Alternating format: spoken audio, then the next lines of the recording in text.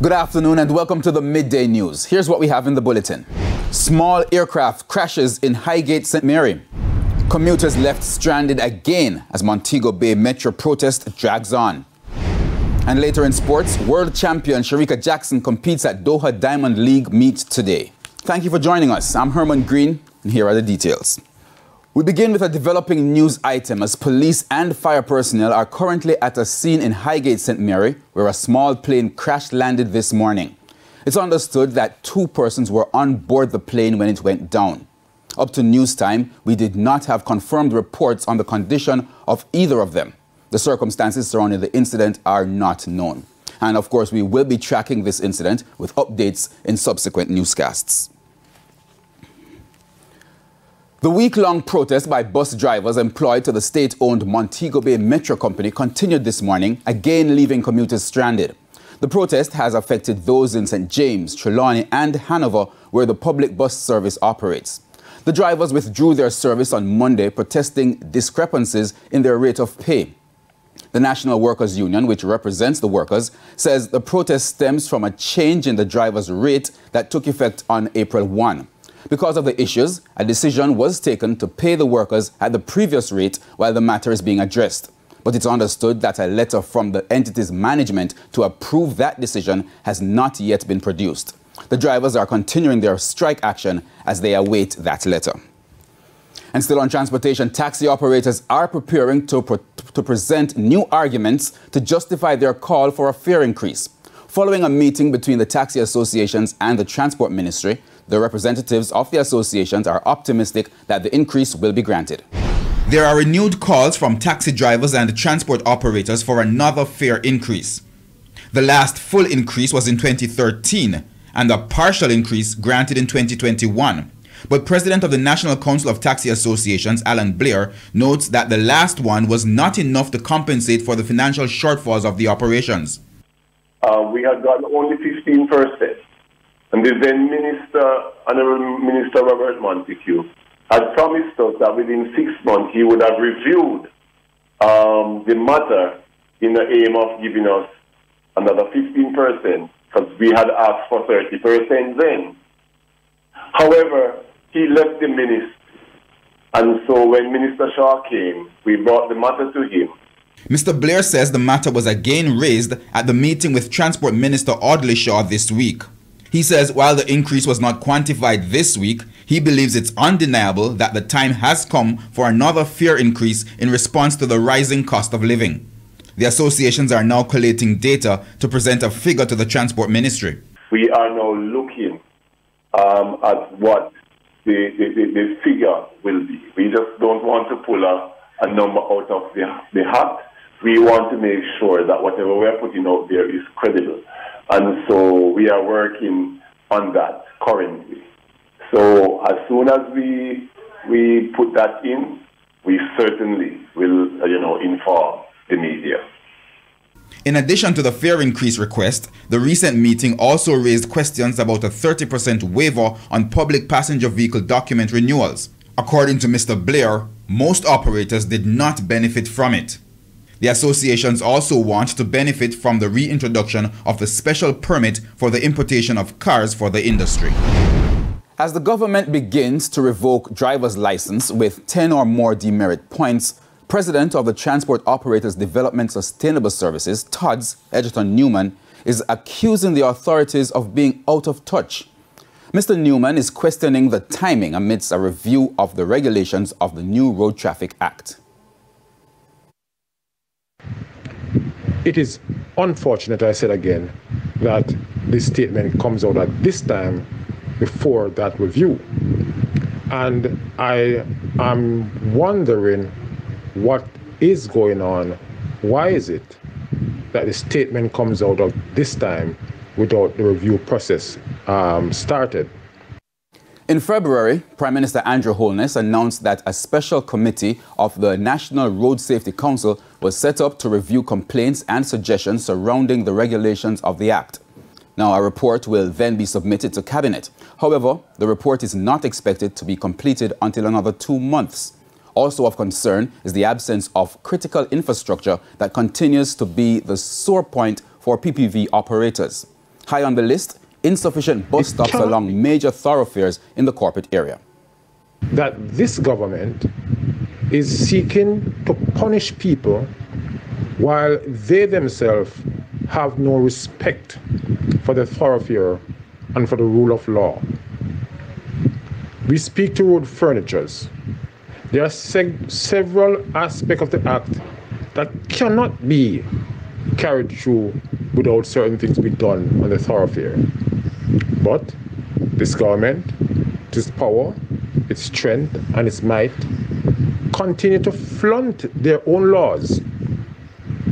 And I want to say, because they want to make money. The Agriculture Ministry is calling on farmers in St. Ann to increase their food production to meet the growing demand for food from the tourism industry. The Agriculture Minister insists farmers need to be ready as St. Ann is poised to become the tourism mecca of Jamaica. A projected increase in tourism activities in St. Ann is expected to create growth opportunities for farmers. That's according to Agriculture Minister Colonel Charles Jr., who is now urging farmers across the parish to boost their production. When tourists come to Jamaica, one of the most important things that they want is our food, our delicacy, the culinary, exquisite nature and spices and taste of Jamaican food. But like in other parishes, St. Ann farmers have been struggling with several issues. The Agriculture Minister pointed out that he recognizes the need to strengthen assistance for farmers. We know that we have a lot of cattle in St. Ann. We know we have broiler and pig and goat.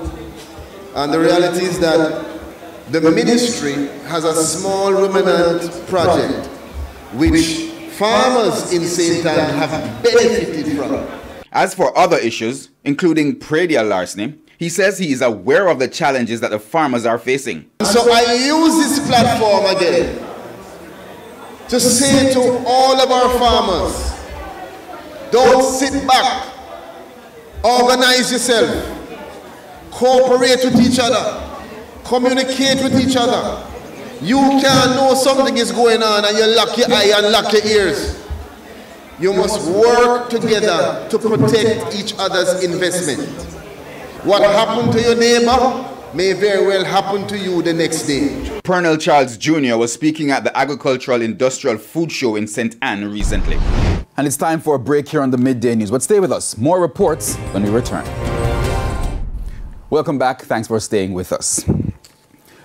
Police investigators are trying to determine whether smoke coming from the People's National Party's Southeast St. Catherine constituency office this morning was the result of an ongoing political spat in the People's National Party. Fire was set to a section of the building. However, it was put out before firefighters were notified. No one was hurt and there was minimal damage to the building. In less than 24 hours, fire destroyed 2 houses in St. Elizabeth. The latest incident happened in burnt ground Santa Cruz. According to reports, at sometime after 3 this morning, neighbors heard sounds coming from the house. When checks were made, they realized the house was on fire. A 68-year-old retired nurse reportedly lives at the house, but was not there at the time of the incident. One unit from the Santa Cruz Fire Department went to put out the blaze, but the house was already burnt to the ground. The cause of the fire is not known. Now, this morning's blaze follows another house fire in Thornton District yesterday about 5:15 p.m. 9 persons were left homeless after that fire, including 4 children. And it's now time for the Business Minute. Caribbean Cement Company is reporting that it made less profit in its first quarter ended March. Profit for the 3 month was valued at $289.4 million versus $1.6 billion for the corresponding period last year. Revenues for the period saw little change at $6.8 billion. That's $12.5 million less than the similar period in 2021, when Carib Cement registered $6.81 billion. Carib Cement attributes the decline in profit to scheduled annual maintenance it performed during January and February, which resulted in higher costs. The company says despite its performance, it is also looking to expand its investment portfolio. Cap Cement says although it experienced higher operating costs for the quarter, the company generated cash from operating activities of $2.2 billion, of which $1.2 billion was invested and $0.6 billion used to pay off its loan in the first quarter. In international business, there's growing concern in the United States about the safety of customers' money in banks. According to a new Gallup poll, nearly half of Americans say they are concerned about the money they have in financial institutions. 19% are very worried and another 29% are moderately worried. These findings are similar to 2008 when Gallup asked this question in a survey during the global financial crisis. Despite a string of bank failures in recent weeks, U.S. officials say the industry overall remains strong. And that's the Business Minute. I'm Hal Shane Burke. Thanks, Hal Shane. And it's now time for news from overseas.